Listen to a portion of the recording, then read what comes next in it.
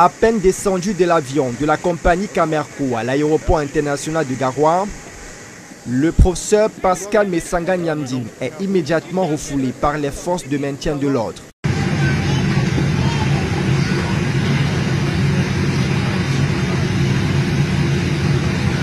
En provenance de Yaoundé, le politologue souhaitait alors rencontrer Issa Thiro Mabakari, retranché à sa résidence à Garoua, pour, dit-il, un dialogue apaisé, inhérent aux intérêts supérieurs de la nation. Et ce n'est pas un cas isolé. Quelques jours plus tôt, le professeur Jean-Calvin Abaoyono a subi un traitement identique dès son arrivée sur le même espace aéroportuaire de la capitale de la région du Nord. Une attitude des autorités que dénoncent les experts du droit. La Constitution du Cameroun consacre la liberté pour chaque citoyen camerounais de s'établir et d'aller et venir par où il veut sur le territoire camerounais et de diffuser ses idées sans que, n'est-ce pas, il puisse y avoir quelque entorse. Nous assistons là à une véritable barbarie administrative.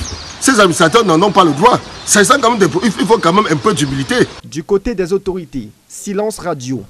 Aucune déclaration officielle n'a été faite sur les raisons de ces restrictions.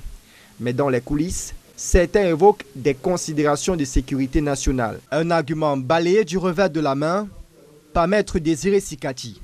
Le Cameroun, pour avoir librement ratifié la Déclaration universelle des droits de l'homme, le pacte international relatif aux droits civils et politiques, ainsi que la Charte africaine des droits de l'homme et des peuples, il n'y a pas d'état d'urgence décrété sur une quelconque partie du territoire camerounais au sens de la Constitution et de la loi de 1990, qui sont les seules hypothèses pouvant fonder juridiquement les restrictions des libertés en quelque lieu que ce soit. Ces refoulements successifs interviennent dans un climat politique encore tendu au Cameroun depuis la tenue du scrutin présidentiel du 12 octobre dernier.